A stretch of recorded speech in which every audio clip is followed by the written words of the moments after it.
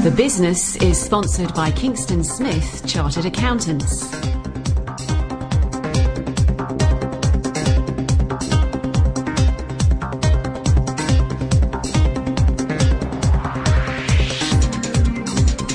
Hello and welcome to The Business, the show that's essential listening for the West Herts business community.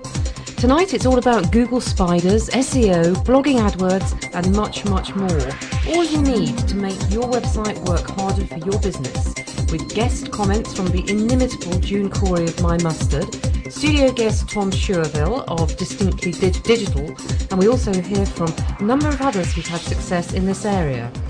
I'm Victoria Scott, and with me as ever my co-presenters Clare McAnulty and Trevor Merriden. How are you guys? Very well, thank you. Very well. Vicky. It's lovely to be back in the studio. Yes, it is, isn't it? After a lovely summer. So, Trevor, what's caught your eye this month? Well, it's not often that the world of celebrity meets the world of business on this show, but several days after stolen celebrity photos started leaking onto the internet, one thing is clear, and that is that virtually nothing is clear. The other week, over 1 billion email passwords were also in another separate incident were reportedly stolen by Russian hackers earlier this last month, which is the latest in a long string of major password security breaches. And it's led some people to wonder whether the use of passwords should just be simply abandoned. And the passwords, let's face it, are a bit of a pain. We choose simple words that are easy to remember, but equally easy for hackers to guess. And there's been a lot of information about security leaks. I know in the business press it started to get people worried about their corporate secrets and whether they're in any danger. But despite all this speculation about Apple and iCloud and so on, there's still no actual evidence that actually these weren't just that there's something wrong with a sort of iCloud structure. So I suppose what I'm trying to say with this story is that I don't think businesses really need to start worrying yet, but maybe to start thinking about, as say Barclays are with their vain prints, yes, with cash points and so on. But it's increasingly likely that investors are going to expect people to think about biometrics, the use of the things we have on our PCs, microphones, cameras, webcams, to actually facial recognition and so on.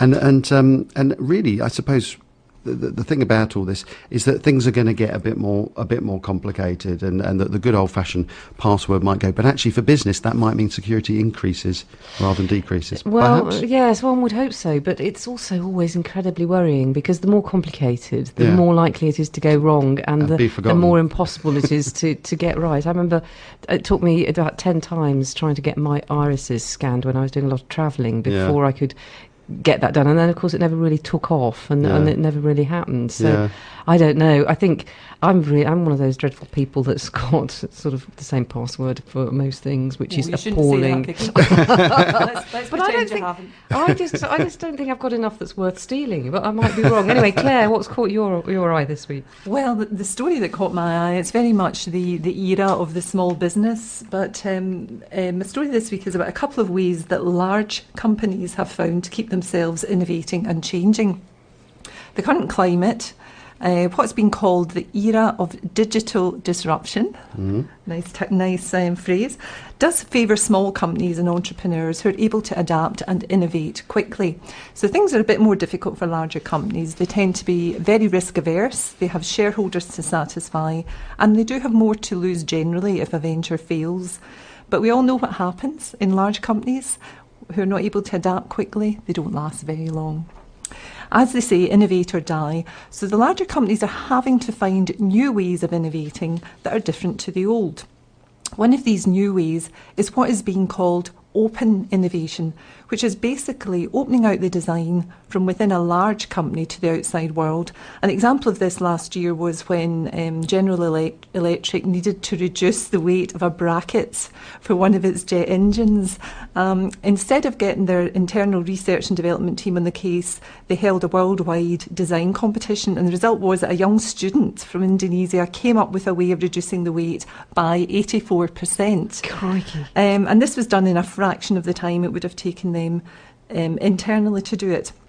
Another method of innovating is one that online retailer Amazon used, and it's been called the two-pizza team method. This is the first time I'd ever heard of this.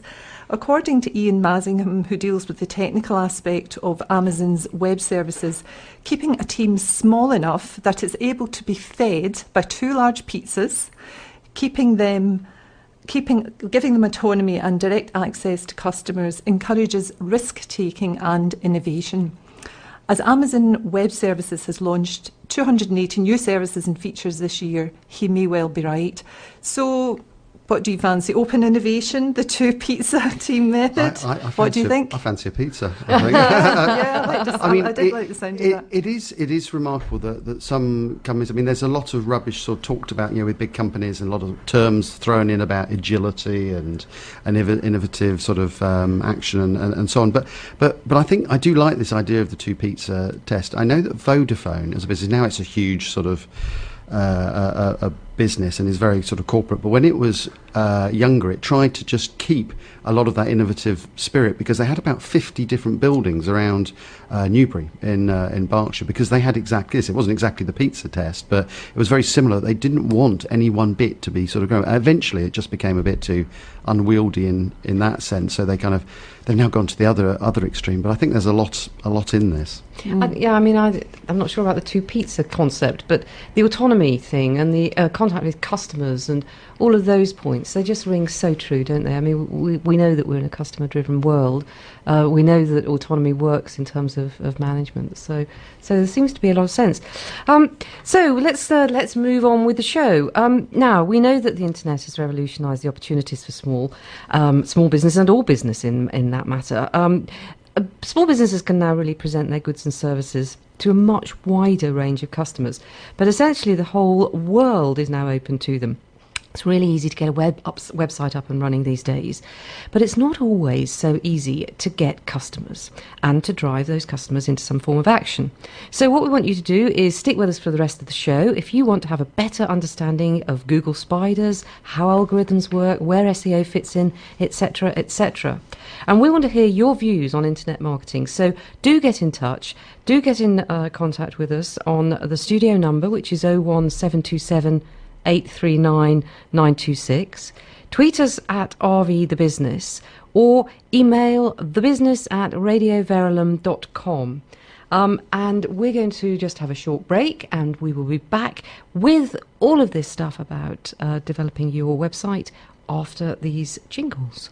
The Business, sponsored by Kingston Smith Chartered Accountants. Radio Verulam Community Partners.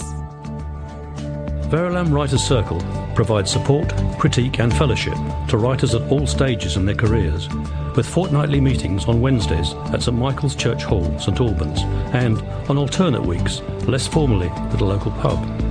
Come and share the creative atmosphere that has stimulated many successful writing careers, and, if you wish, share your own work.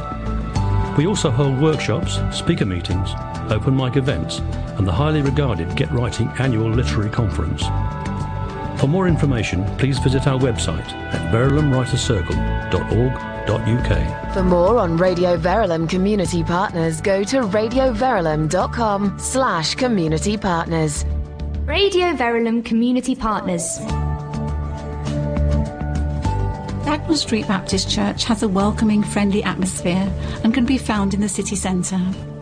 Regular Sunday services are held at 10:30am and 6:30pm. There are also weekday social meetings, special events and concerts. Our busy, relaxed coffee shop deserves a visit and is open 10 till 2 Monday to Saturday. Our website, www.dsbc.org.uk, has details of our regular programme and future events, plus the opportunity to download our monthly magazine. We also have a Facebook page where you can catch up on our latest news and chat. For more on Radio Verulam Community Partners, go to radioverulam.com/community partners. You're listening to The Business on Radio Verulam. We're the voice of the local business community on 92.6 FM and on radioverulam.com. Welcome back to the business. So now let's move on to the subject of the show, which is all about Google. It's all about SEO, and it's how to make your website work harder for you. We're going to introduce you to a variety of people. But first of all, I went and spoke to one of the West Herts' experts on all things Google, June Corey of My Mustard. She specialises in all sorts of internet advertising, but Google is her speciality. So I went and first of all asked her what Google was all about. How long have you got, Victoria? It's a big subject, but I love it. Thanks for asking. In a nutshell, Google just can't be ignored. It's the world's biggest search engine. Its partner brand, YouTube, is the second biggest search engine in the world, and at the end of the day, it's where we go to find stuff out now. It's just the way of the world. There are three basic ways of getting Google to like you. The first one is organic or natural search, which I know you're going to be talking about in detail in more, or further into the conversation, and that's about getting recognised by Google to be the most relevant search when someone puts something in. Secondly, social media has a big impact on Google. If you have engaged audiences on LinkedIn and Twitter and Facebook, Google recognises that, likes it, and will reward you accordingly. Well, thirdly, there's just good old-fashioned advertising, which is what I specialise in, and that's advertising your wares, your services, your products all over the place in an attempt to grab people's attention and send them to your website. So really organic or natural, social media engagement or pay-per-click advertising. But if you're smart, it's a little bit of all three. So as a business owner, how do you decide what to start with, where to go? What are the questions you need to ask yourself when deciding how to proceed? Okay, when you get your website, that's the first place to start. I know it sounds ridiculous. People build great websites. It's a bit like getting a builder to build your house, though. He's not going to decide what sort of cushions you want, what sort of furniture you want. So you've got to bear in mind what you want to be found under. And we talk a lot in the world of search marketing about keywords or key phrases.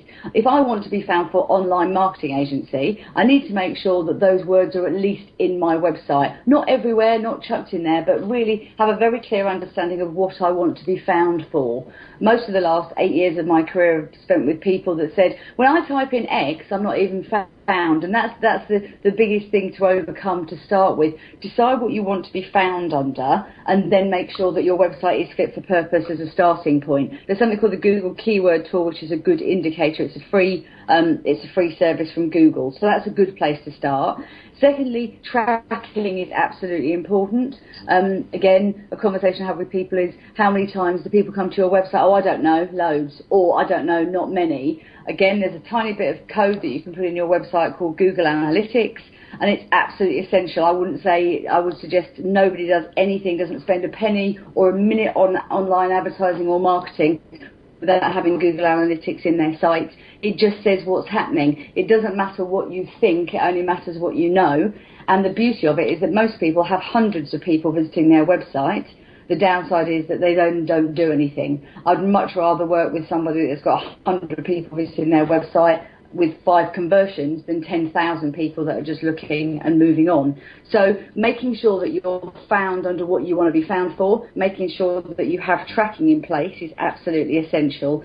And what do you want your website to do? Do you want people to go online and buy? Do you want people to read your blog? Do you want people just to find your phone number? It's just getting the purpose right as well. It's just a sales tool. A website is just a sales tool. It can be a little bit more than a brochure. It can be a 24/7 salesperson that works hard for you when you're asleep. So just establishing what you want it to do, I think, are 3 key things. Sounds terribly old-fashioned, it sounds terribly simple, but we're running around spending hundreds of thousands of pounds on things and we don't really know what we're trying to achieve some of the time. So knowing what you want it to do, I would say, is your starting point. Can I just take you back to the keywords thing? Everybody got terribly excited about keywords a few years ago and smattered them all over their websites. Now, my understanding is that Google's moved on and there's a lot more about relevance these days.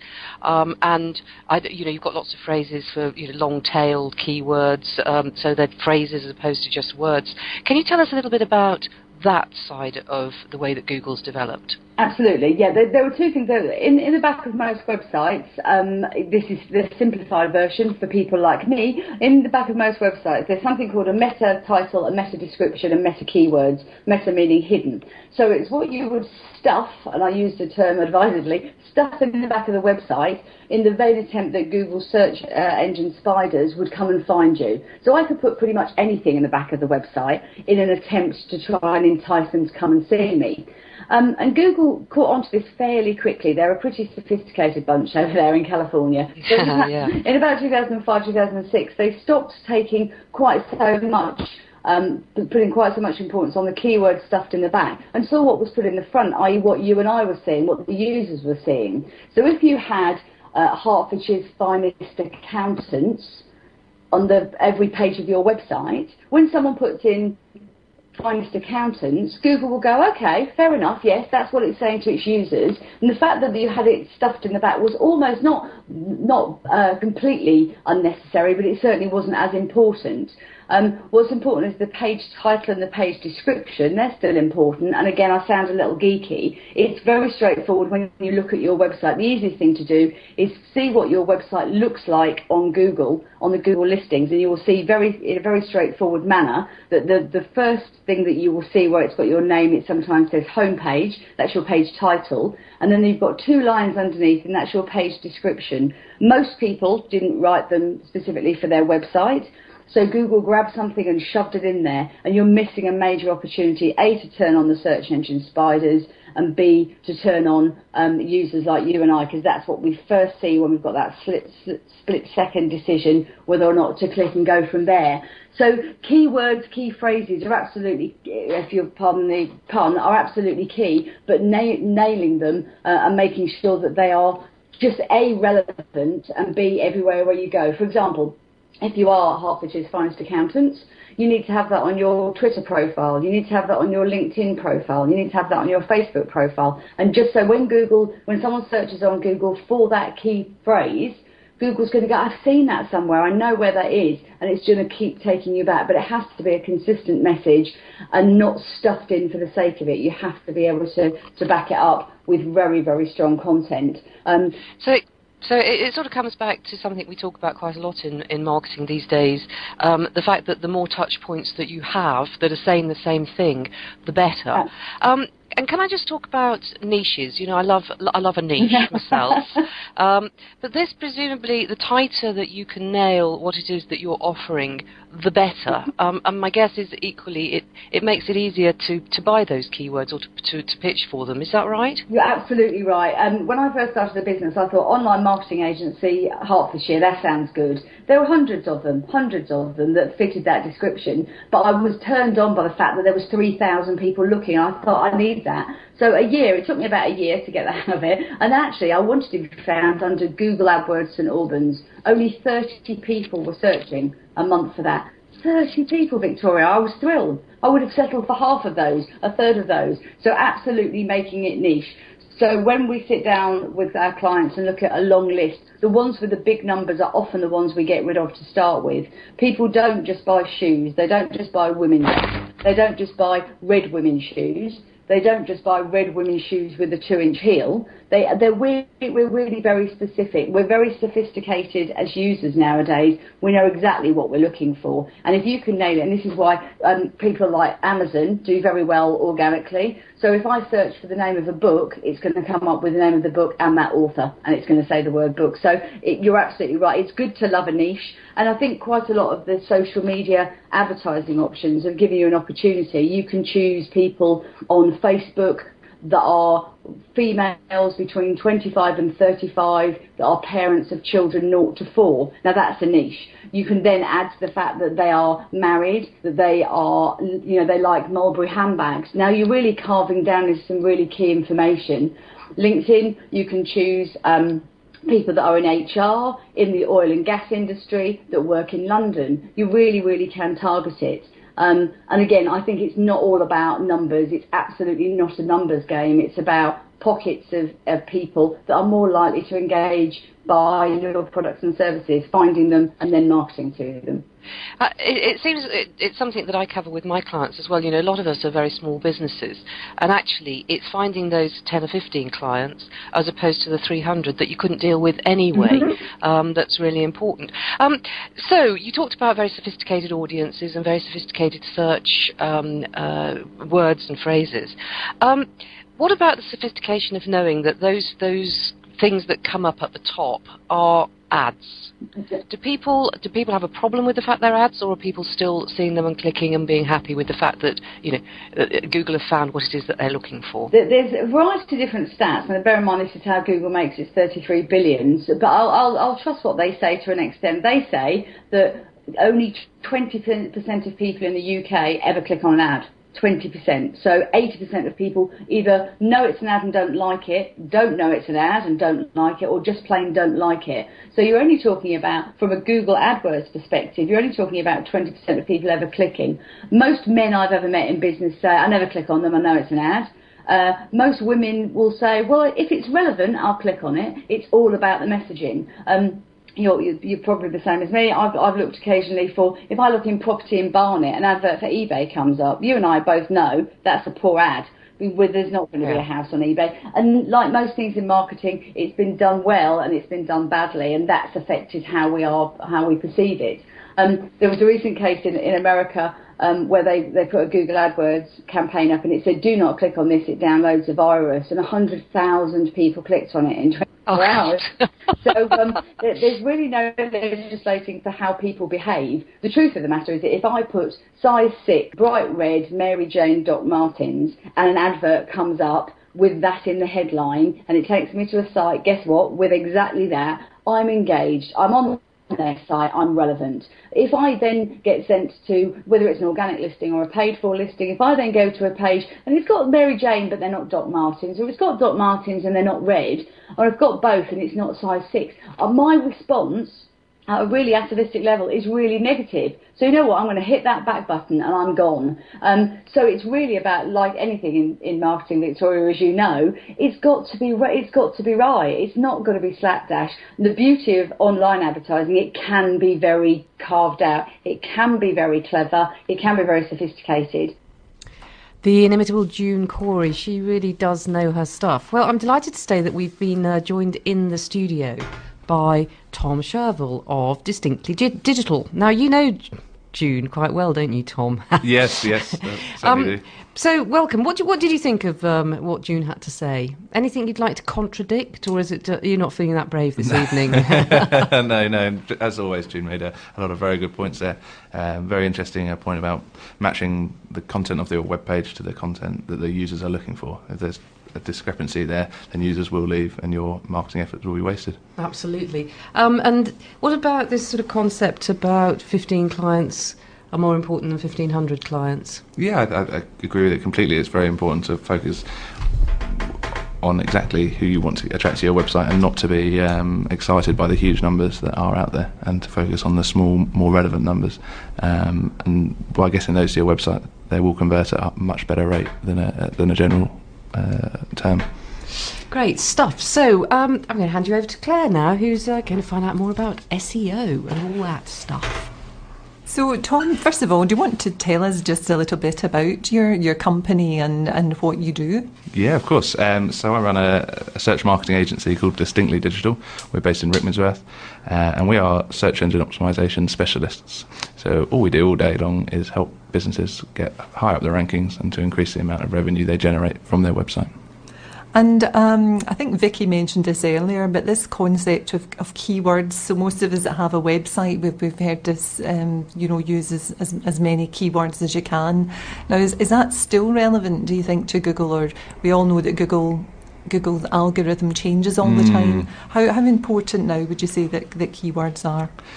Using the right keywords in the right place is still fundamental to improving your search engine rankings, but Google's got far smarter over the years, and it's now, you don't need to be so obvious about using those keywords.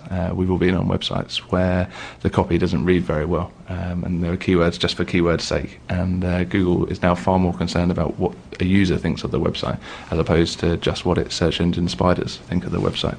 So, is a message here for some businesses that they can afford to talk about, for example, the issues that their product or service actually meets, and of course they'll want to mention their product or the thing that they've got listed under as a keyword, but they can actually come up with a better quality of content now, and they won't get penalised by Google for the process. Exactly that. I mean, you should, but you should. When you're writing content, mention the keywords quite naturally. Yes. If you find you're not mentioning the keywords quite naturally, then it might be that they're not the right keywords for you. Right. Now, one of the things, Tom, is that because Google changes the algorithm all the time, I mean, even somebody like you that runs the SEO, I mean, do you get prior knowledge that they're about to change things, or do you just have to be aware all the time of things changing and rankings dropping, or how do you work out what's actually happening with Google? And if you do, could you give us a time? Yeah. No, unfortunately, there's very, very few people that are in the know about Google's algorithms, and we're not one of them. So basically, we've got a very good team of SEOs, of other people who work with me to keep up to date with all of these things and participate in blogs, forums. There's certain Google employees who normally share any information about the ranking algorithm first. A gentleman called Matt Cutts, who's well worth looking at, though he's on holiday at the moment. But he's the chief web engineer for Google. So we listen to him, and there's lots of different websites out there. You have to take everything with a pinch of salt to some degree. It's very hard to know whether Google's telling the truth, part of the truth, or just throwing a red herring out there. Yeah, I guess they don't want everybody gaming the system, so they have to be a little bit discreet about the way that they're actually measuring it, I suppose.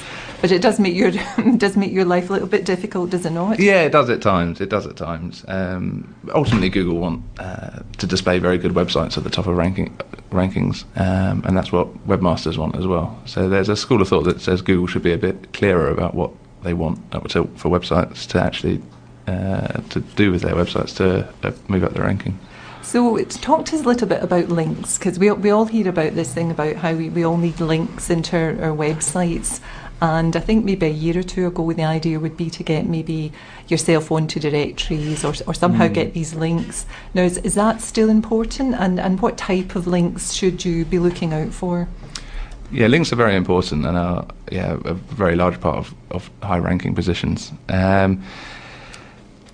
Links work as votes of confidence. If I link from my website to your website, I'm saying to my visitors that your website's worth looking at. Now, the more websites that say your website's worth looking at, Google says, well, this website must be really great and we'll move it up the rankings.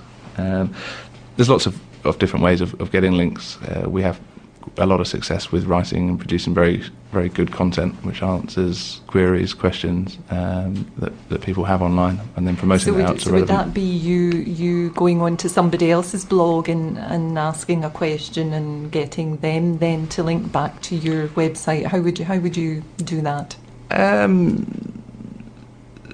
In a number of ways. We do a lot of it via email. So we email blog owners and say, look, we've written this great piece of content. You've maybe referenced it in a blog post of yours. You might find it interesting. What do you think? And sometimes people are happy to link to it, to share it on Twitter, Facebook, etc. Old-fashioned email really we find works best. It's networking essentially, just in an online sense.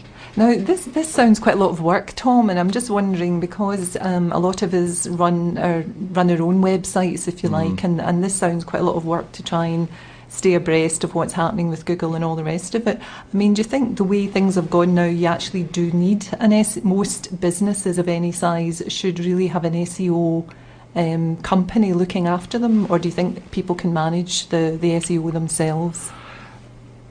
There are bits and bobs that you as a business owner can do, but I think if you're going to compete in any kind of sort of competitive market, then you will need outside help. Like a lot of things in business, you can do it yourself, but it's probably not going to be particularly efficient. So we by doing the SEO for our clients, we let them focus on what they're good at, which is running their business and not having to worry with keeping up to date with SEO, with Google and everything that comes with it. And tell me a little bit about how you operate. It's obviously something like Google AdWords is quite a short-term solution for getting somebody at the top of Google. But say you took on a new client, would you be looking to work with them over a period of time? How do you organise that? Yeah, we've worked with clients for 3, 4, 5 years ever since we started, and are able to do so by continuing to improve, continuing to drive more traffic, more visits, and more inquiries or sales to their website. There's always something that can be done, and as long as we're continuing to provide ROI, then clients are happy to continue to work with us. And if somebody employed you to start some work on their website, how soon, you probably get asked this question all the time, how soon would you expect them to get a benefit? How soon would they notice? It can be anywhere from 4 to 6 weeks to slightly longer, depending on the market and how competitive it is. It is a question we get asked a lot, and I always try and err on the side of caution, really, not to overpromise. But yeah, people move up the rankings from maybe not in the first 100 ranking positions to maybe the 7th or 8th page quite quickly, but it's getting kind of right up the first page, which takes the time, and that's what requires a bit of patience on the client's behalf. It's quite brutal in a way. This whole sort of SEO rankings, everything's very visible, and I mean, particularly for you in your business as well. I mean, you must be under a lot of pressure with your own business to make sure that you yourself stay up there. I mean, and it must be a very difficult thing. I mean, so you have to just practice what you preach as well as preach. Yeah, exactly that. Yeah, I mean, we've got very good rankings for a lot of local terms. Yeah. Thank goodness for that. Yeah, exactly that. But yeah, it's something that requires constant work. Yeah. And obviously, when you're competing for terms regarding SEO, everyone who you're competing against also knows what they're doing, so that makes it. So we've got plenty more questions for you, Tom, but we're just going to have a short break first, and we'll come back to you. Thank you. The Business, sponsored by Kingston Smith Chartered Accountants. At Kingston Smith, our ethos is simple. We want our clients to succeed. Welcoming owner-managed businesses and individuals, we pride ourselves on offering the local business community a range of services that best supports their needs for maximum growth. Kingston Smith, helping our clients succeed. Find us on St Peter Street in the heart of St Albans, or for more information, head to kingstonsmith.co.uk. Radio Verulam Community Partners.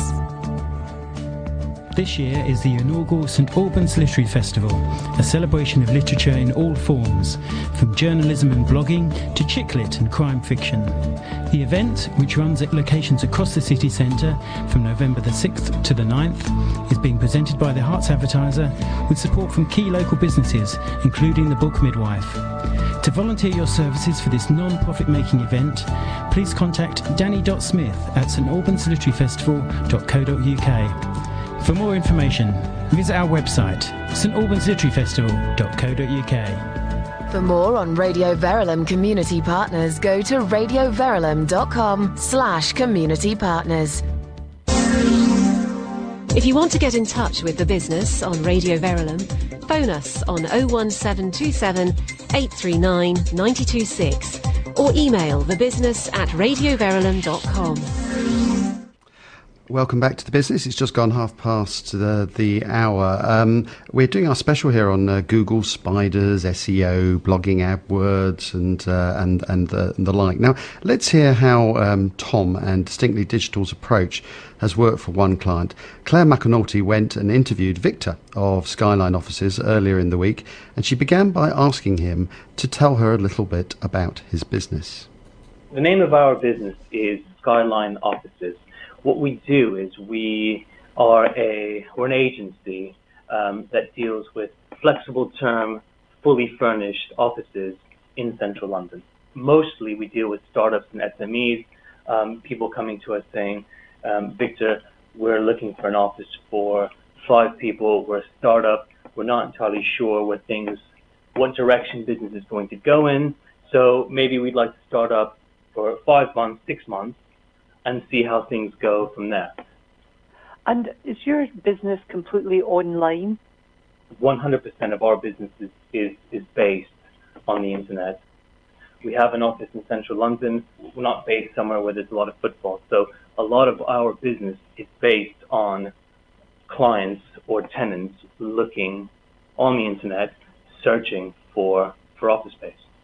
And so can you tell me what happened? So when your website first went live, did you get a lot of traffic immediately, or what happened? Absolutely no traffic whatsoever. So when we first started the business, the reason why we had a website, or why we wanted to set up the website, was just to have a presence. So if we were to speak to clients, a lot of our clients were coming from referrals. So it was all referral based. So we set up a website to have a presence. So once we got off the phone with the client, if they wanted to have a search or have a look at the website and see that we're a legitimate business and that we did have a web presence.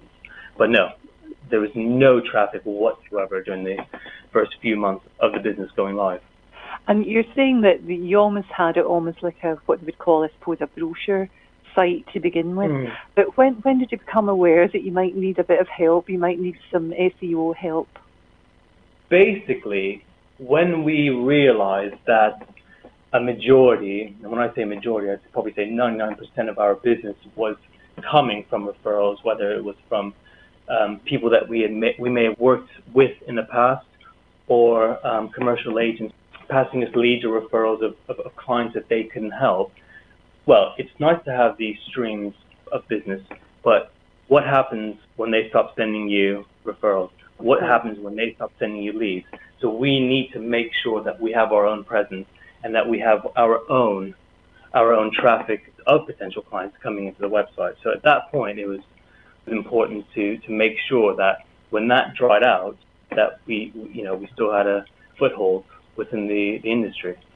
Now, you used Tom from Distinctly. How did you find Tom? Well, before I met Tom, I used two other digital agencies, and it proved an absolute nightmare. It's very hard to find a good one.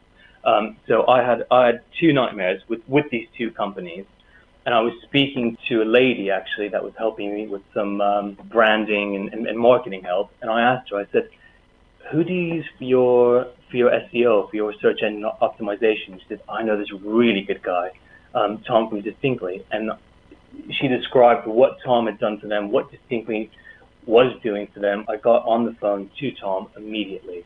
It sounded too good to be true, and really, when you're dealing with SEO companies, a lot of people that you deal with, and a lot of the sales guys that are pitching to you, it all sounds too good to be true, and they're selling you a dream. In terms of what central London agencies want to charge you, you're paying more for their central London presence than you are their consultants' expertise. It's a lot of false promises, a huge amount of false promises. And I think the key with finding the right agency, and I think Distinctly's huge selling point, is the fact that they're completely honest with you from the get-go. When I sat down with Tom initially, I said, Tom, this is where we are with the website, with the project, and this is where we need to be. And from the start, he was completely honest, completely genuine, totally authentic, and that's what really, I bought into Tom more than I bought into his service, because I believed in him. And he believed in our business, and he believed that he could help us. So was Tom rather more realistic about what you could do? Totally. When I spoke to Tom, the website and its position in Google and the direction that it was going in was a bit of a junction, and it was really important at that time to find the right agency. And again, this is on the back of leaving two other agencies that cost me God knows how much money and how much time in dealing with them and chasing them and finding out what direction the campaign's going in, etc., etc. And Tom said, listen, Vic, we can totally help you, but it's going to take X amount of time, and you have to be patient. This SEO game, this process, is patience. So tell me what started to happen then, Victor. So was there a period when nothing happened, and then was it was it a gradual thing? In the beginning, there was a little bit of progress in the first month to 6 weeks that Distinctly and I started working together. after that, it's sort of the momentum and the traction. We had a bit of traction. The momentum was carrying. And we're now nearly a year working together, and it's month on month, growth on growth, and it's leaps and bounds. And Claire, just to give you a bit of an example, our business is very, very competitive. And for the biggest traffic keywords, we are sitting in 4th position. And for a website with only 18 months behind it, it's phenomenal. We're sitting in 4th position, and we've got a very strong foothold there. And we haven't shifted at all in the last 3 months. We have huge traffic. I mean, we're getting 10, 12 inquiries a day. I can't ask for anything more. Do you think now that people that are, particularly businesses that are completely online, that it should just be a part of the toolkit, that they do need to get proper help with their SEO? Yeah, there's no question. There's no question. If you want to be relevant and you want to be competitive, and you want the business to turn over, you have to have a Google presence. You can try a PPC or a pay-per-click campaign, but it's going to be too costly at the end of it. SEO is the only way forward. It really, really is. There's no other way. And just to sum up, Victor, if you were recommending to another business how to find a good SEO company, what would be your advice? The one thing to look for in a digital agency is the fact that they're not going to promise you results in a month's time. You're not going to be number 1 in a month. And if any company promises you that, then forget about it, walk away. Well, that was Victor Paridis of Skyline Offices. His website address, by the way, is skylineoffices.co.uk. He likes you, doesn't he? I'm here with Tom from Distinctly Digital. It's some very nice things about you, but he made some very interesting points, more seriously, about the need for patience, but also the fact that there's a lot of snake oil salesmen out there. I mean, how on earth do we go about sort of spotting, the good guys from the bad guys? It can be very difficult, and I think as a small business owner, I'm sure we've all had emails and phone calls from SEO companies across the country promising all sorts of miracle results very shortly. As Victor said, if it sounds too good to be true, chances are it probably is. Yeah. But it's not always a popular message, isn't it, to say be patient. It's not going to work straight away, because a lot of people are looking for instant solutions. How do you go about managing their expectations? We just have to be as honest with people as we can and show other examples, projects like Victor's, where we have achieved results but not instantly. That's where SEO and AdWords can dovetail really well, and that's where we work with companies like June's, and to provide that instant visibility in the short term while we wait for the SEO to kick in. I suppose if they don't have any traffic on their site, then they just really don't know what to expect. Is that sort of build it and they will come sort of mentality, which unfortunately too many people have. I suppose it's a lack of knowledge about the market, which I suppose is part of your sell, essentially. Yeah, I guess it's a naivety, unfortunately. Right. And I think it probably stood true maybe 10 years ago that if you built a website, you'd be number 1, but unfortunately it's no longer the case. Everyone's got a website. It's so competitive. Unless you're doing something proactive about it, then you won't be found. So we've heard a whole heap about Google. We've heard a lot about spiders. We now understand a lot more than we did before about SEO and how we should be doing it, and get help, I think, is the first answer. We'd really love anybody to comment. Please call us at the studio on 01727 839 926. Tweet us at RV The Business, or email thebusiness@radioverulam.com. So you just touched on it, Tom. How do Google AdWords, Facebook, Twitter advertising, etc., all of these, how do they work alongside SEO? Let's go back to expert June Corey to find out how Google AdWords and advertising sit alongside SEO. Well, they're best friends, but they're completely separate. People will say, if I do lots of AdWords advertising, then Google are going to naturally put me down So because they want to keep my money. Or the other way, if I don't do advertising, will I get to the top higher? The two things, they have completely different search engines, so it works very separately. The only real thing is, I suppose at the end of the day, if you are going to drive relevant, measurable traffic to your website and sell or get the phone to ring, it's good. In the same way, 10 years ago, I would have said, do advertising in yellow pages, do advertising in the newspaper, do advertising in leaflets. If it works, but it's about finding out what works and what works better for you. So I don't think they're mutually exclusive. In the same way, I don't think people should do Facebook and don't do Google. The truth of the matter is it going to drive relevant, measurable traffic? The two work separately, but they absolutely work hand in hand. I have an SEO partner, and we have a lot of mutual clients. And it's about me being able to hopefully test out some markets before he does a longer-term approach to something. So how do people decide what to do first, or is it always better to try and kick them off together?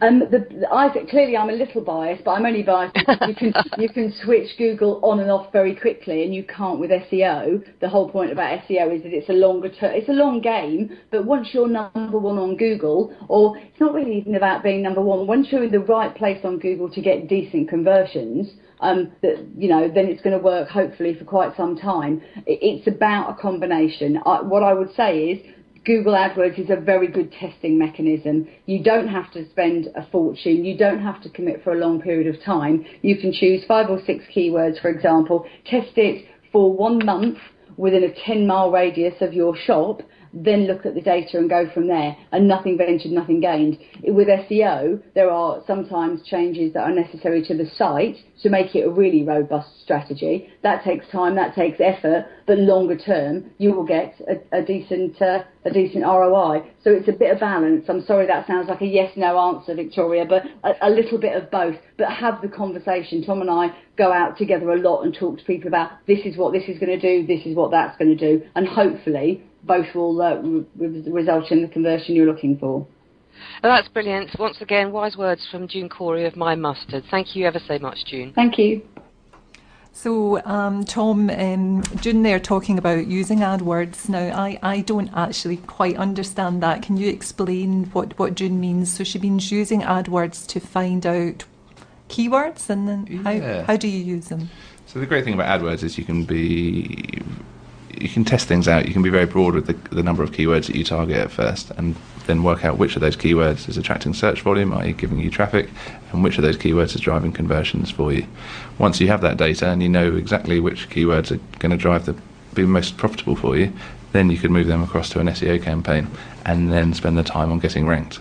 What you wouldn't want to do is spend 3, 4, 5, 6, 7 months, whatever it may be, on getting it ranked for a keyword, get number one, only to find out that either it doesn't give you any traffic or it's giving you the wrong type of traffic. It may be people that just want to research things rather than buy things or inquire. So June 1st. So go to June 1st, do your Google AdWords, and then come to you. Then go to the SEO. That's the better way round, is it? Yes, exactly that. And then you can be more confident in the success of the campaign that way around. So, it's all very interesting stuff. Another element that we wanted to talk about, and you mentioned it a little earlier, Tom, is blogging and how blogs can really drive traffic and move traffic towards websites. I caught up with Andy Jarrett's, who's actually built a business off his blog. You are the most famous blogger that I know. I know that you've got a great following now, but I also know that it wasn't an overnight success. So tell us a little bit how you started, why you started, and how it's going now. I started off really in 2009. I started my blog when I became freelance to try and build up a bit of profile, but also to get into a discipline of writing regularly. And it was a slow start, certainly for the first few months. I wrote posts and had very little interaction. But after a while, I found people started to comment on my blogs. They retweeted some of my posts on Twitter, and that helped me build up a bit of a following on Twitter. Now, 5 years on, my blog serves really a purpose. It's really somewhere where I practice writing and enjoy writing stories that I can't sell as a freelance writer. my priorities now are trying to place my articles in magazines, in online publications. So my blog really is the place where I have freedom to write what I want about the subjects I want. I know plenty of people who I've met along the way who do make a living from blogging through monetizing their blogs, from accepting sponsored content, or from doing things as a result of their blog, whether it's speaking or consulting work. I guess my blog has led me to freelancing. And when you say monetizing blog, what do you mean? How do people do that? If they've got enough, the first thing you have to do with a blog to try and make any revenue from it is to build traffic. Now, once you have enough traffic coming to the blog, you could go to a company who might work in a similar area. So as I write about travel, other people, I might attract the interests of flight booking companies, of online travel agents, who might say, well, if you're writing a post about Spain, we want to, either we want to have an advert next to your posts about Spain, or we'd actually like to give you a sponsored post, a post that we've written that may contain links to our Spanish products, and we'll pay you to host that blog post on your website. I never host other people's stories on my own blog. I'm fiercely independent about what goes on my site. But certainly for other companies, I will write posts, and I have several clients for whom I write regularly, and I'll tend to write features about their products. Now, most of them are travel related. And at that point, Andy Girots from 501 Travel had a brilliant idea and went off and had to write about it. No, that's not true. Unfortunately, the recording system stopped at that point. But there's clearly a lot. I'm still here with Tom Shoraville from Distinctly Digital. Still a lot to be said about driving business through blogs. I mean, how important in the rank of things to actually be thinking about in terms of your ranking should blogging come? How important is it? Blogging is important. It's important to keep a website up to date, and that gives off signals to Google that the content is fresh, and therefore you deserve to be at the top. And going back to Claire's point earlier, that's one of the elements that you as a business owner can do yourself, and can, writing your own content can help create a point of difference for you in your general marketing. Can it go the other way though? That if you've got somebody who just doesn't know what they're doing on the right stuff, who's always writing stuff that is actually putting people off. I mean, could you have to say to someone, look, please write less? Yeah, and definitely, it's not just content for content's sake. There has to be a message behind it. So there would need to be some planning, who you're trying to appeal to, what subjects you're going to cover. So yeah, not just writing any old. But the message rubbish. Seems to be that it takes a lot of patience and time. You just have to, like everything else we've been talking about, you just kind of have to keep at it. Yeah, exactly. It's like any form of marketing, really. There's no magic bullet. No, unfortunately, it's all hard graft, isn't exactly it? that. And focus, I guess. Is and the perseverance. and knowing what it is that you're trying to achieve with all these different elements. Any hints as to how to get comments on your blog? So if you make a blog post, what should you hit social media with it and let everybody know it's there, or what's the best way to get some comments? Yeah, I think, as you say, putting it on social media is important. Sending it to people via email who you know who may be interested in that subject.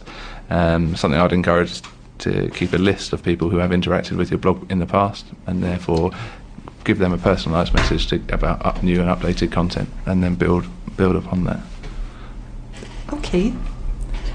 So we have got one lot of final tips, once again from June Corey.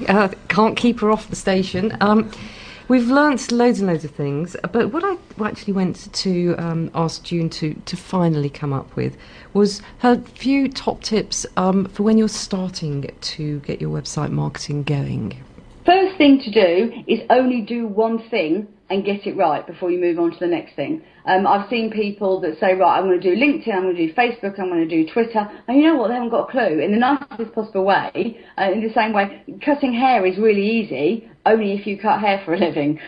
Fixing a car tire, it's only easy. To do something well, it takes practice and it takes learning, it takes experience. So the first thing to do is choose one that's relevant. If you are B2B, for example, try LinkedIn. It makes sense for you to try LinkedIn because you can choose people by their job title or their industry. So I have a lot of companies I work with, some training companies that target HR, professionals in London in legal and finance industries. That's a nice carved out market. So my first suggestion was do one and do it well. Secondly, you must have the tracking in. You've got to have some form of tracking, because what will happen is you sit down, you say, lovely, I've driven 2,000 clicks to my website, and then the MD says, but I haven't sold anything, and then you're back to square one. So absolutely track it. And I suppose the two things that come before that is have a goal. What do you want to achieve? Is it about driving people to your website? Is it about them downloading your white paper? Is it about them signing up for your email newsletter? Is it about them buying? What do you want these people to do? Because the truth of the matter, it's all about a return on investment, and it sounds terribly cliched, but if you spend £10 on marketing and somebody spends £15 with you, is that good? But the beauty of it is, because we do SEO and we do pay-per-click and we do organic stuff, if you just type in My Mustard, you'll find us on Google. So Tom, there, June talking about social media. Now, is it true now that on a website, social media is quite important, that you should have your website linked to all your social media sites, or do you want to give us some advice on that front? I mean, the jury's still out really for me on social media. It's obviously a very big area of growth in recent years, and everyone is telling people to get on Twitter, Facebook, but a bit like your SEO, unless there's a strategy and your blogging, unless there's a strategy behind it, then there's no point just going on Twitter for the sake of going on Twitter. You need to have a clear idea of who you're going to target, what your message is going to be, and also give it a real go. Make sure you interact with people. It's not a broadcast medium just to shout about yourself. It's about adding value and joining the conversation that may or may not already be occurring in your niche. So you don't know if it directly affects the ranking of your website, do you, on Google? Is there a direct link or not really? It's very hard to say. Google have recently come out and said there isn't, but then Google have some ulterior motives. Obviously, they don't get on particularly well with Twitter or Facebook. If I was running Google, I would probably say that websites that are talked about a lot on social media should deserve higher rankings. So I'd be amazed if there wasn't some correlation, but at the moment Google are denying it.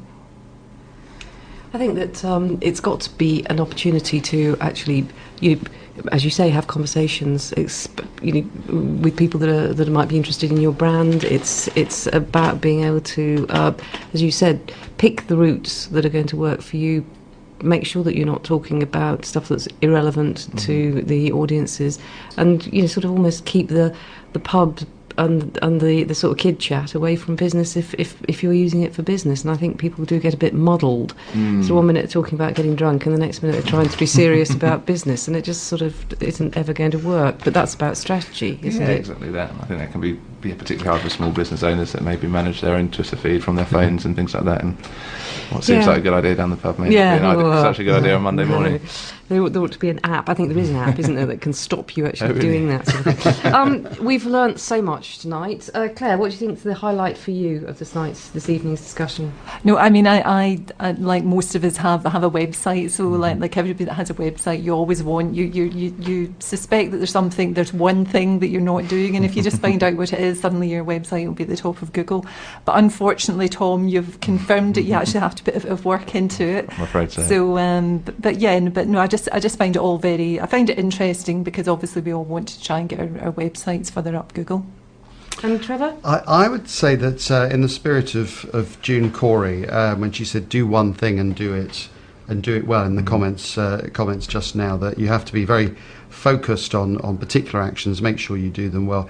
But I think ultimately there's an additional thing here that you have to, it's the cohesiveness of the whole strategy that's really important, that you have to make sure that things are linking to each other. So I think if there's anything that I took away from that, and there were many things, it's just in the short amount of time I would say it's that.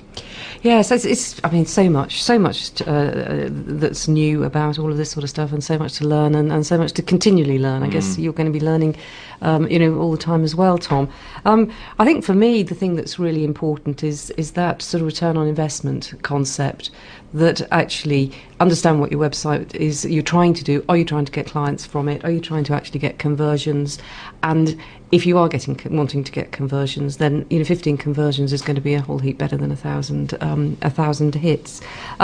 We're coming to the end of the show shortly, so we've learnt heaps. Thanks enormously, Tom. Would you like to just tell people how to get in touch with you quickly before we go offline? Yeah, simple search for Distinctly Digital, or our website is distinctly.co, not .co.uk, just .co. And Tom, one thing we didn't was there anything that we didn't ask you about that you suspect probably does help people's websites? Ooh, there's loads of stuff. I think there's something like 300 different ranking factors. So we've just touched on some of them. 300 different ranking factors. So that's like another 30 shows then. Yeah, exactly. Yeah, I could bore you. Well, guess what the theme of the next show will be. That will be so we are really coming to the end of the show now. Thanks enormously to Tom. Thanks as always to June Corey and to Andy Jarrett of 501 Travel. Thanks to Clare McAnulty and Trevor Merriden. I'm Victoria Scott, and this has been Radio Verulam, The Business. The Business, sponsored by Kingston Smith Chartered Accountants. If there's anything in the show you want to talk to us about, phone us on 01727 839 926 or email thebusiness@radioverulam.com.